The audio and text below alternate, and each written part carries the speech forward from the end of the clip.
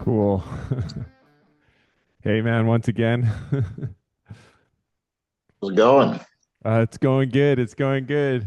Sorry that we got to do round two, but yeah, it's Free just take.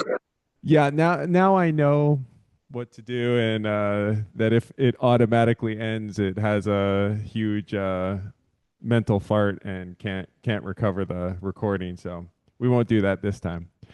Um, okay, so we'll start it again. There's actually one question in particular that we never got a chance to, so maybe we'll cover it on the first round. All right, so we're Absolutely. yeah, so we're here with R.R. Griffin and his debut novel. He opened his eyes and it was dark. And yes, this world certainly is dark. It's dark. It's gritty. Um, I personally think that there is rays of sunlight that trickle through the clouds every now and again, but it definitely portrays a the uh, the lesser option for the future, I would say. Hopefully, the non-existent future and not the one that we all end up seeing. Um, so one of the first questions, the one that I was gonna leave to last, is obviously Richard is really centered around a lot of activity is around the bar. It's around. I mean, he's definitely he definitely does his fair share of drinking in this novel. I think it's kind of fair to say. And I know that from your Instagram, you're basically sober. Is it for 1 year now, or a little over, or? Oh, what's it, 785 days, I want to say. A Okay, nice. little over 2 years. A little over 2 years. Okay, congratulations, man. Sober since December 18th, 2023. Okay, right before Christmas too. That's kind of a more temptation, it almost feels like in that season. Good for you, man. I was homeless in the seventh city I had crash landed into via Greyhound bus at that point in my life. So Oh, really? Yeah. So yeah, I mean that's kind of like in the realm of because your main protagonist, it's yeah, he's everybody is experiencing the dark part of society, and in a sense he is more privileged than a lot of other people are just because of his history and stuff, but he kind of gravitates towards the bar setting and that kind of like rough and tumble sort of thing. And because you were saying that you wrote or you started writing the novel, or you had the initial inspiration while you're going to university in Oregon. That's correct? Like in Salem, I think you said. little tiny LeGrand, Oregon, a truck stop with a college. Okay, cool, cool.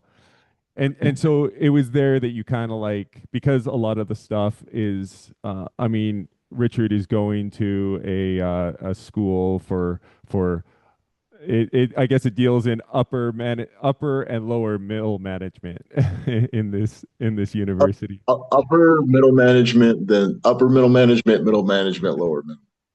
I love those like tiered systems that even when you're in the upper of the lower, or you're in the upper of the middle management, or you're in the lower section, the fact that society has all these like little mini quadrants of where you can Right. aspire to maybe climb up the ladder, but it's kind of illusory, really. It seems like a big facade in a The sense. middle exists to give the lower middle hope. The upper exists so that the true uppers don't have to talk to the middle. Yeah. Like, I've totally worked in like job settings that operate kind of like that. So, uh, before, yeah, we had talked about the fact that for me, I actually had a moment where they were trying to cultivate me and do like management or something like that. It was just at a grocery store. But a lot of the stuff that you have in your novel was like almost word for word or just like so spot on with the type of language that they would use in these seminars and everything. And like, oh, this is how you get productivity, and even just how you say hello to kind of like foster that wellspring inside your employees of wanting to. Tried smiling. Yeah, yeah. So I so I really love that you, even though you had said that really you had been drawing more from just your university experience.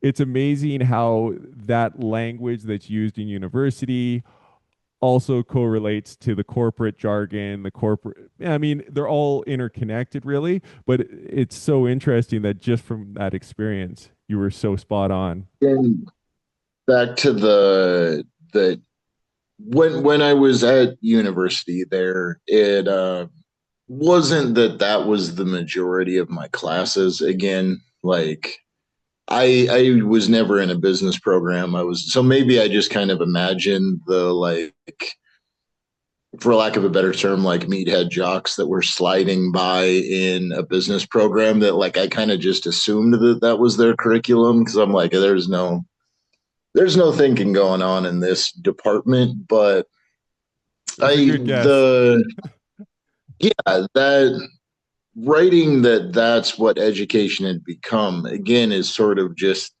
thinking forward. I was working with the Oregon Student Association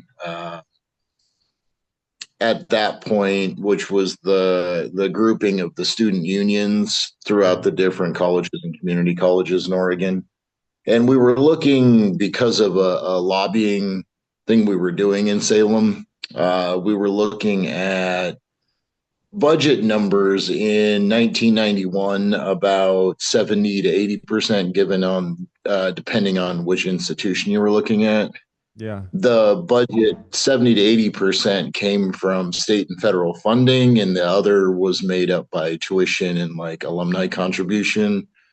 By 2012, when I started writing this, that number had flipped to where tuition and outside contribution was making up 70 to 80%. And the government, state, federal contribution was only making up the 20, maybe 30%, depending on the university. Well, yeah, and it's the irony is that a lot of times it's the government who's talking about how they need more skilled workers or more engineers or this or that, but it's like, well, you have to invest in your generation. It's really a part of governance, really, is that good education ends up leading to having everything you need. The people that have the know-how to keep One the. of the few one of the few categories where any amount of public money spent on it is actually a return on investment. One Oh of the yeah. few non suck things that the government does.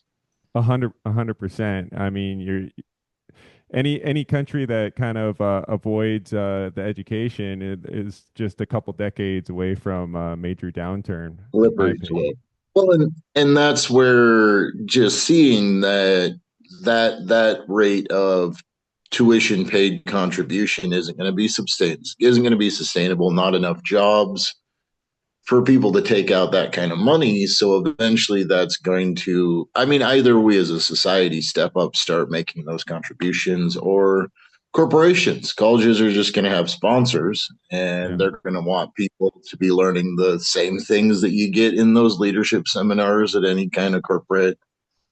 Anybody who's worked for a corporate store definitely Well, feels those at the pit of their soul. and interestingly enough, I don't know how many people know this, but a lot of these programs are like kind of like globally integrated. So like when they're teaching a seminar on management, it's like a program that's being taught like at every different company, like whether it's Amazon or Walmart or it's Applebee's, they're all basically getting these third party individuals. So it's like verbatim the exact same like content. This is how to be productive. This is how you talk to customers. This is how you talk to your employees. So it is, I do think that that part in the book really rings true for me with the basically kind of like a watered down, you get your green check mark or whatever. Most people aren't or really the red retaining. X. Yeah, and you're just retaining like just enough to get by for that week or whatever, and then it slips out of your head. And for Richard, who I think is, more intelligent, it seems like for me, he was kind of driven to drinking almost because the reality, Nihilism. yeah, the reality was so unbearable being like someone who was actually intelligent, but never really challenged, never really getting um, his place in society to actually thrive with his intelligence. And it's not divulging more than the first couple of chapters. You get the taste of it that early on his dad was giving him like at home lectures. I mean, not he wasn't homeschooling him, but just his father was well educated, knew a Mhm. lot about a lot, and he had that in his earliest years. And once that dried up, no institution, nothing stepped back in to be like, oh, let's continue to examine the world the way that your father has been. Yeah, and I think it kind of speaks to going into the, just general collapse. I know that we talked about how the technological collapse occurs. A lot of novels will go in the future, will always go into more of a technocracy where technology is utilized to control the people. But in your novel and in my novel, it's mine's more of like flatline, nothing really improves. Yours is like computers can't even operate anymore. And I think it kind of speaks to, in a sense, it ties into Richard's reality, which is those intelligent people that are capable of really providing to society end up just getting disenchanted and spend most of their time in the bar, just drinking and reminiscing with the old drunk in the bar rather than actually applying themselves into their studies. Well, the two part of that is that in a world where poverty takes such a hold, and I mean that middle class has basically mostly dropped out of this society. Yeah. It and in a dynamic, one of the reasons in our modern day and age why we have access to so many extraordinary technological gadgets is just the sheer number of people that can buy them. Yeah. If the number of people using a cell phone, just take in the United States where I live, if the number of people using a cell phone dropped from, 280 million, 250 million, whatever that is, if it dropped from that to 50 million to 30 million to 10 million, all of a sudden it would get to where the cell phone companies, it wouldn't make any sense for them to continue to maintain the towers. There's just not the financial incentive of it. Well, and I think, yeah, like even right now, it's almost getting to the point when you got like a brand new iPhone or something that's, it's like $1,500 or $1,200, but it's not a one-time investment. I mean, these things are made to have an expiry date on them, maybe in 4 or 5 Planned years. obsolescence. Yeah, exactly. So, I mean, I think it's even getting for that. If someone's depends on the part and the area and your expenses, but I think there's already people that are at that point where it's like, I can't really afford a brand new phone. I can't afford to be constant. I need money for food and rent. Rent's constantly going up. I think that's almost like a global trend. So it's everybody's experiencing that. And so, I mean, yeah, I mean, if we keep on going in that direction, there's going to be a point where that cell phone that seems like a necessity right now ends up becoming more like people just can't afford it. They need food. Like, so And I if think, not enough people on them, even the people that can afford it, they're not going to maintain the towers. There's always going to be that armed lifeboat where, I mean, even in the sense of technology, fiber optic, cables, and where there's money involved, you can find the people that can make a power grid consistent, that can go in and repair fiber optic cables, that can go in and repair, plumbing, that can go in and repair all of our general and essential utilities. Yeah. But Well, I mean, and sometimes you'll always see that in the very, very top, no matter how bad a country is, that very, very top, that dictator or something still lives in a gated compound and still has, a reasonably good life with access to whatever is available in that country. It's just when 99% of the people don't have that, you get a lot of disillusionment. So anybody that has those natural skills, they have a proclivity to be academic or anything, they just end up becoming, alcoholics, maybe even drug addicts or whatever, because it's just they're disillusioned. They're not seeing the reward or the benefit for applying themselves. And for especially for young people, I feel like if a young person doesn't see the value in applying themselves, it's a real uphill battle. They have to see the reward. They have to see the end goal. And yeah, so I think in your novel, you're basically laying out where what happens when everybody's basically kind of disillusioned. There's not too many people that are like really looking to the future as being a golden age, and it's a slippery slope. Once people fall down there, most of the people that are capable are turning to alcohol and stuff like that. Um, just going back to the drinking, was that like, is that something when you read it now, do you feel like it was kind of like from a bit of the past life where you kind of understood that kind of lifestyle so well that it was something that you were inspired to write? I know the younger generations aren't drinking nearly as much as we did, but Hmm. anybody that was 21 years old in the early 2010s, I mean, can relate to drinking kind of being your number one recreational activity. The close one eye to see straight, drunk witch. Yeah, no, I mean, I don't think everybody has been there at one point, but a lot of people certainly have. Oh yeah, yeah. No, I mean for sure. And I kind of because I knowing your Instagram before reading the book, I was kind of wondering whether there would be, it would be almost like that would play a bigger part, but I'll leave that up for people to kind of read the book and find out whether, there's something that in there. But I think that the way that it ended up, I had that sense that you Spoiler knew the alert, he doesn't end up getting sober. It's he doesn't even think about no, it. no.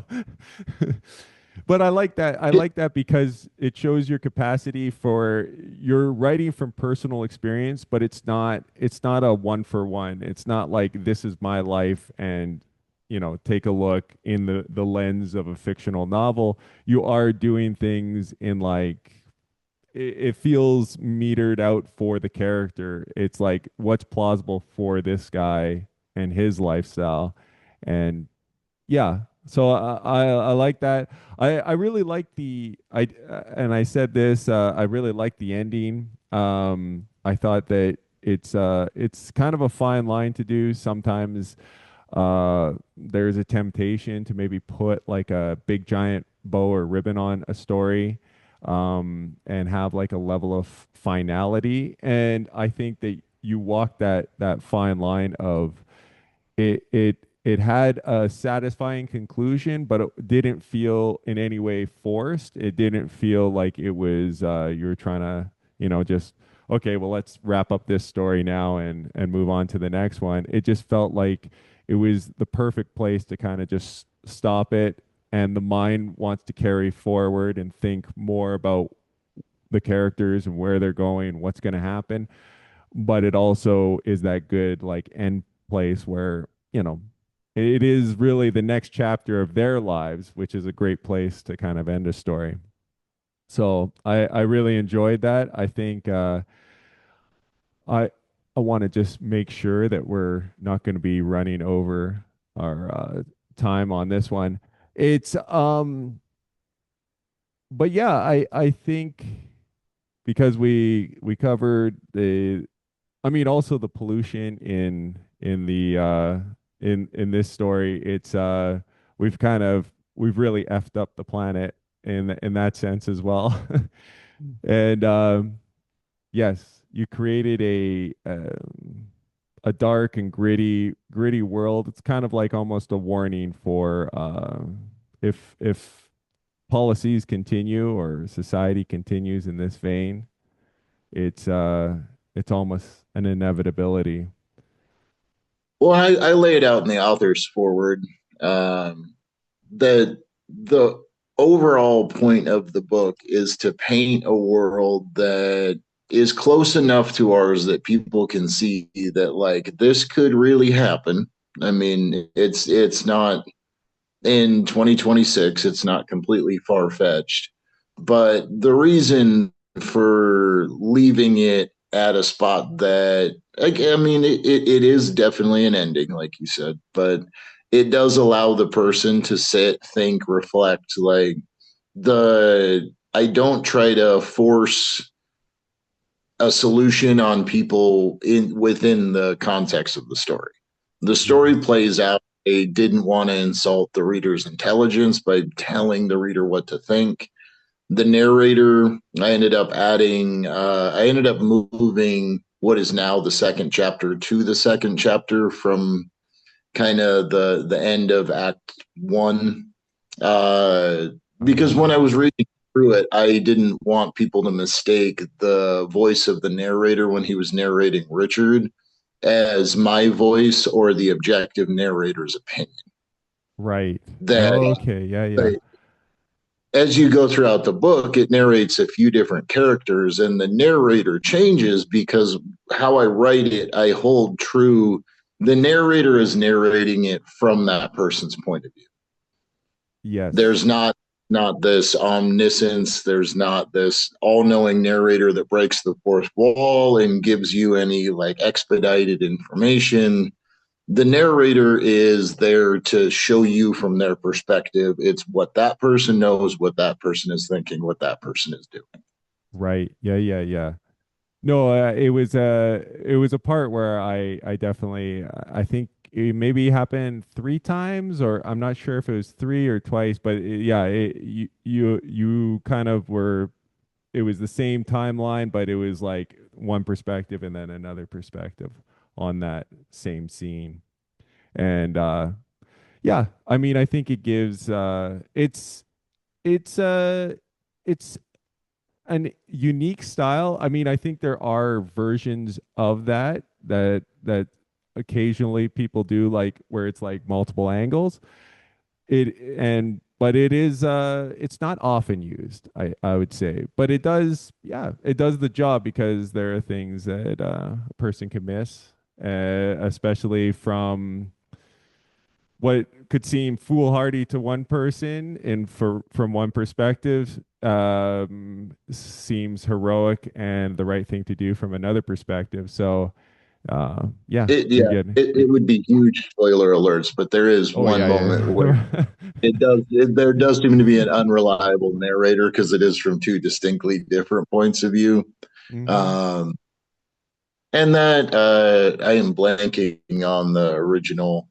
So the Japanese story where it's told from like seven different perspectives, and like the whole point of it is that all of them remember it slightly differently.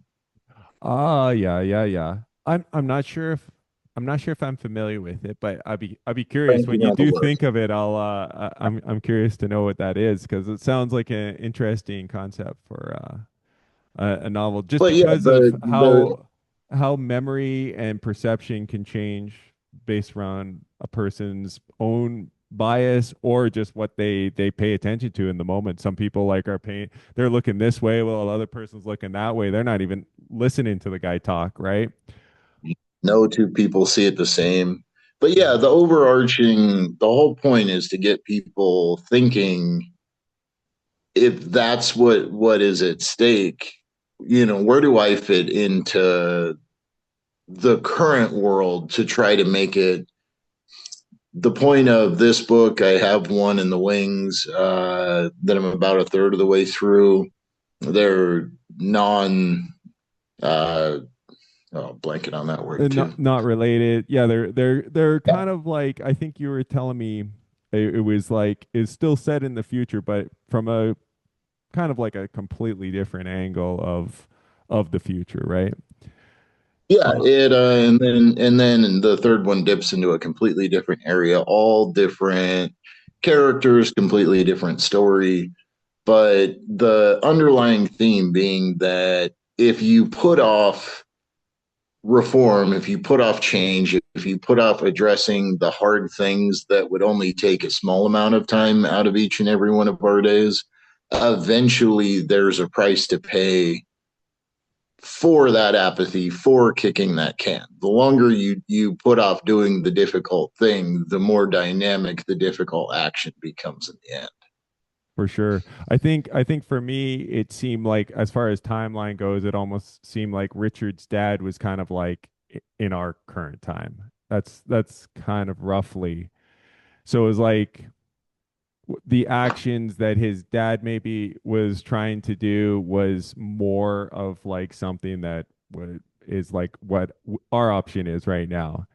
And the exploration seems like, okay, what happens if things don't, if we can't peacefully resolve something, what happens then, right? I hope I wasn't I spoiling anything with that. no, no, I put a little bit of myself into most of the major characters, Mark kind of being an exception. I don't have a whole lot of Mark in me. But That's fine. when I was showing the very early, well, Mark's my favorite. But I I was it was have a kind lot of of funny. really, Sorry, go ahead. I have a lot of really good friends that are the Mark archetype because they're just the best humans on the planet. It was funny because I've got a character that kind of reminded me of Mark, and a lot of the characteristics and quirks. And yeah, a friend of mine really was, you know, loosely based. Obviously, I'm taking liberties and stuff with. But it kind of like when I'm listening to the voice in my head, it's my friend's voice. Like it's kind of like the way he would talk, and it really helped for kind of fleshing out that character. But when I gave the showed the earliest drafts to folks circa 2014, I got a lot of, how long do you think it would take for this to happen? Because even at that, 2012, 2014 seemed like really abstract fantasy.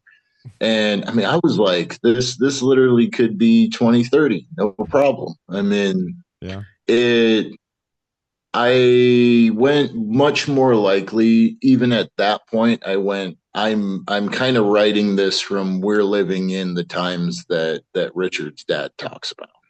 Right. Yeah, yeah.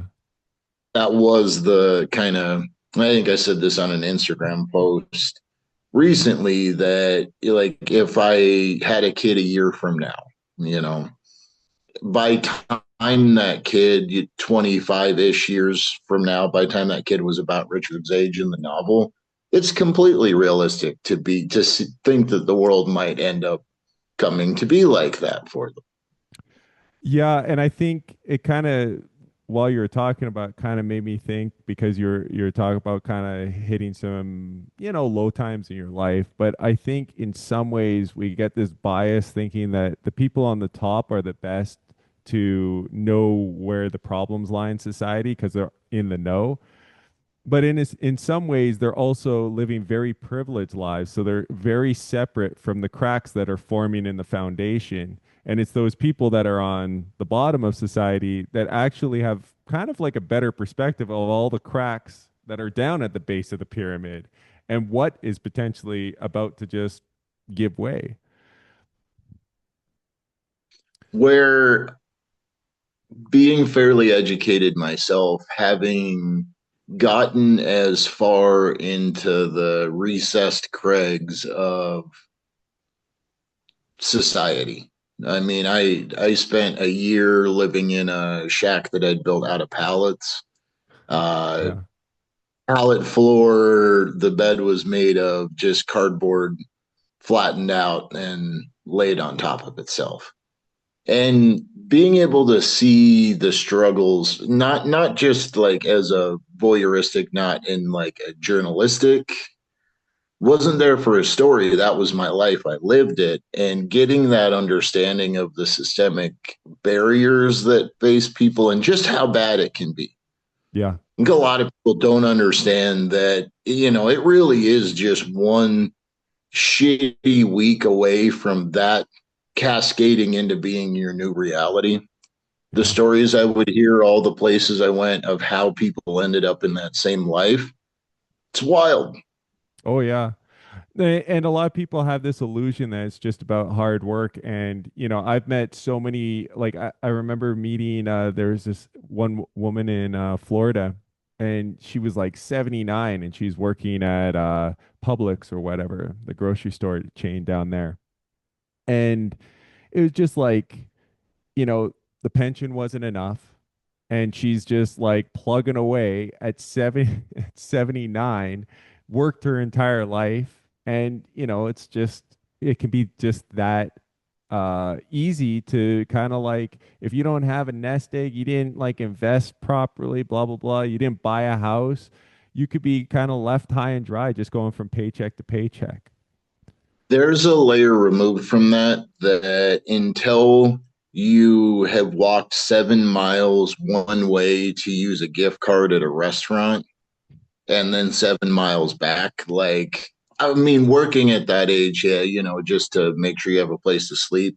But walking 7 miles from your cardboard bed to a place because you found a $20 gift certificate or gift card on the ground Yeah. just to get food, walking 14 miles there and back Yeah. is a different level. That is something I have done in my life. That's a different level of desperation. The cracks are bad for people who've done everything right, and you're still having to do things, and like obviously there's injustice abound everywhere you look at it. Yeah, for sure. Really bad the lower you get. Yeah, exactly. It kind of, just to make a note, we're on like the final 8 minutes, so just keep an eye on that. Sure. But it kind of reminds me of like Down and Out in London and Paris by George Orwell. And I mean, he experienced some of those things in England, and there was a lot of people that were in, the finer parts of London that they had kind of like no idea or just an ambivalence or whatever about the situation. But I think it's safe to say that he did some pretty good predicting himself when he was writing 1984 and Animal Farm and stuff. So it does show that like sometimes when you're at the very bottom, you're getting a more almost privileged viewpoint, especially when you're coming with some like education, so you've got like some background and like history and uh social issues and other things that kind of help you. So when you're looking at that, you're looking with that perspective, but you're also getting like, again, the real shit, basically. You're getting the real shit on the Right. streets, and there's no real great Coffee tour. substitute. Yeah, yeah, there's no great substitute for that type of experience. So I think we'll probably wrap it up there. I think it was just as good second time around. So thanks for coming on.